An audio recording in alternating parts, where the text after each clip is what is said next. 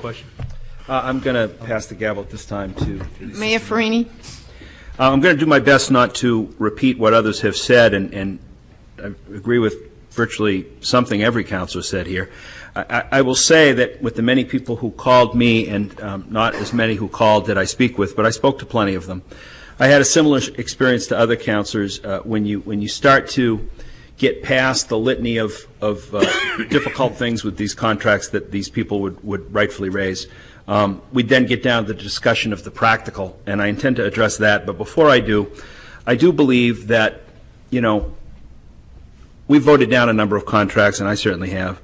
And early in the process, I was very vociferous, and I have been throughout, to say that, gee, these private sector benefits and gee, these public sector benefits just don't seem to add up.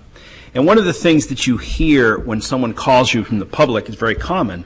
The first thing that they will say is they can retire at age 45, or you know, they can take their 3 best years, or you know, there's step increases, who get step increases in the private sector, et cetera. And I will be honest, I've said those things myself.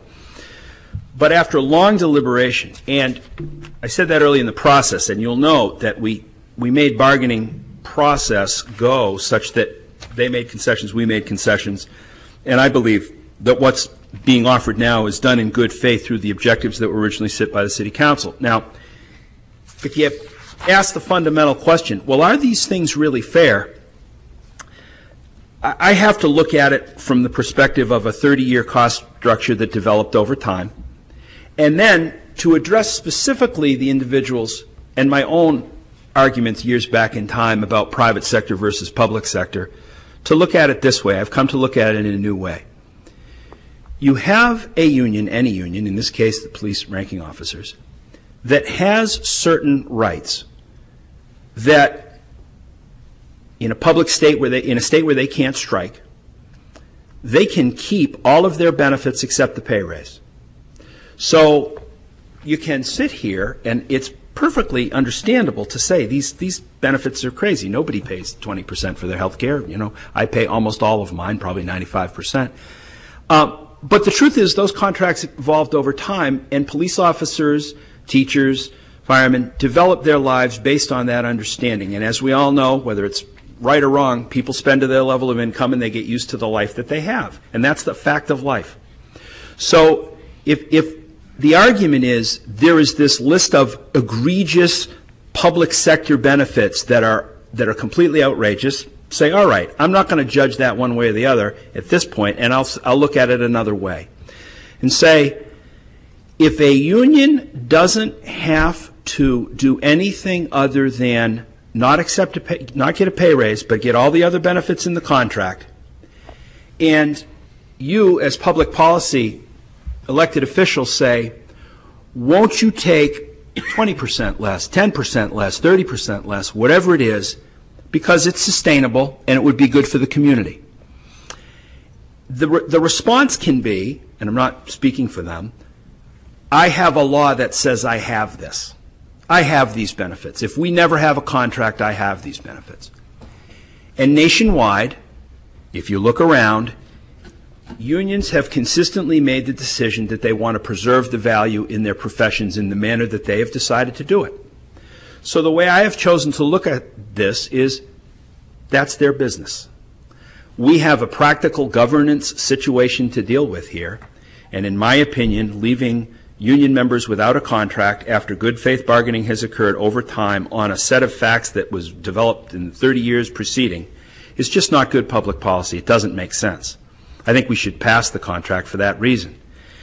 And I also think that in passing that contract, it's true, we will lay off people. But I believe that if we don't pass the contract and it continues with no pay increase but all the other benefits percolating along, we will lay off people as well.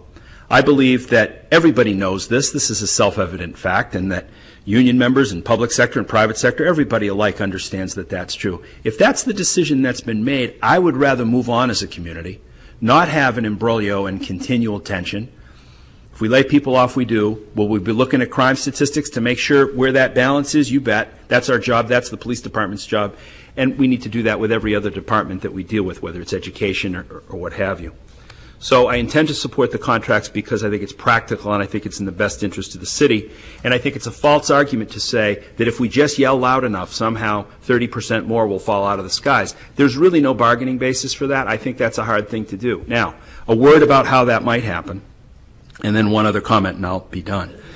I don't want to take and won't take the cop-out that legislative action will fix that. No, I don't know that legislative action will fix that.